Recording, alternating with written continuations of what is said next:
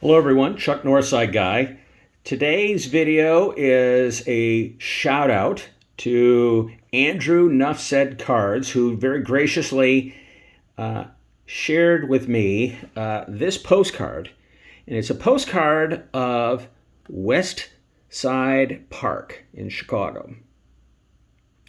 Now, this is a location where the Chicago Cubs played under famous names such as Cap Anson, and in the famous Cubs teams of the 1907, 1908, 1909 era, which also happily coincides with, in part, with the T206 production era.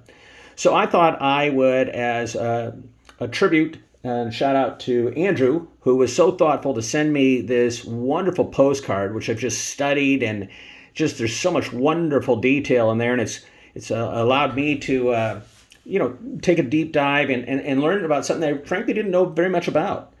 So, Andrew, thank you very much. I hope you enjoy the video. West Side Park was, as I noted, the home field for the team known as the Cubs, and the franchise played there for about a quarter century. There were actually two West Side Parks. So the West Side Park we're going to be talking about was the second one. And it was the home of the first world champion Cubs teams in 1907 and 1908. And one of those teams the 1906 Cubs were the best winning percentage in Major League history when they won 116 games, record still held to this day. Also, it was the site in 1906 of the only crosstown World Series in Chicago and the immortalized Tinker to Evers to Chance double play combo. So today, of course, the Cubs play in Wrigley Field, and the site of West Side Park is no longer a park. In fact, quite the contrary, it's part of the Illinois Medical District. So in Chicago, there's a couple hospital sites right in the area. In fact, Cook County Hospital was located there back in the day of the park. Today, there's Rush and UIC. So the park was located, for those of you who know or want to find it on a map, a block bounded by Congress, Loomis, Harrison, and Throop. It's a little bit southwest of today's downtown business district. The stadium held about 10,000 fans, and as noted, Cap Anson played there famously in the 1890s. And the dimensions of the park, let's see, were 340 in left field, 560 out in center, 340 in the right field. Very deep for the kind of ball that was played back in the day. And as you'll see, the ball field played, well, it was a wooden ballpark. It did have a small covered grandstand behind home plate. And uncovered bleachers extended out into left field.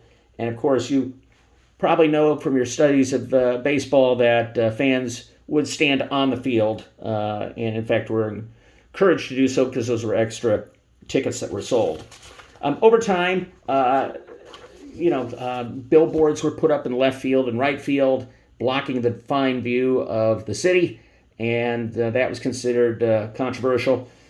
Also, famously, because this is Chicago in that era, there was a sign out in the outfield saying, no betting allowed. And you'll recall, of course, later, in just about a decade later, the Black Sox scandal. So betting was and gambling was a real problem for Major League Ball during this era. When the Federal League collapsed in 1915, Charles Wiegum, the owner of the defunct Chicago Whales, was allowed to buy the Cubs.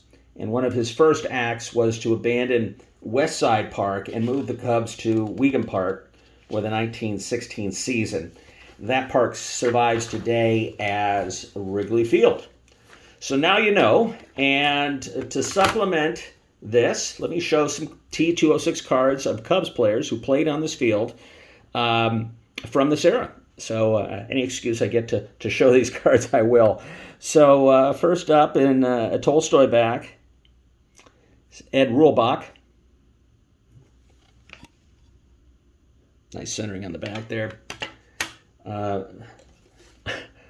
I have a crazy Orville overall collection. He has several cards in the T206. This is the highest, greatest example, and it's a particular sweet cap back and a 6.5 here. Beautiful card. Next up is Jimmy Sheckard. Now you'll see he's wearing a cardigan. And if you saw my video that I posted earlier today on my YouTube Hall of Fame ballot, you'll see that I'm wearing a Cubs cardigan from this era, made with the same materials. And you might say, gosh, that's cool. What other teams do they have? The Yankees, the Giants, Phillies, Philadelphia Athletics, I should say. These were sweaters that were just sold recently on Ebbets Field Flannels. So if you're interested, take a look. I think they're really sharp. It's cold at this time of year in Chicago, so it's very comfortable too. So check it out. I think they had sold out, but I wouldn't be surprised if they have more. Mitchell and Ness advised them on it, so it has some historical accuracy. All right, next up, Francis Pfeffer. Love the color. Love that yellow back. It's almost like a twilight. And now, of course, you want to see that famous trio. So here's the first one. Joe Tinker, Johnny Evers, and of course, last but not least, Frank Chance, who later managed the Cubs. Well, Andrew, thank you so much once again for your generosity. Really, really enjoyed learning about this park and reflecting on Cubs history, and really just a fine bit of generosity on your part, and just what makes our community on YouTube just so good. So thank you very much, and I hope everyone enjoyed the video. Take care.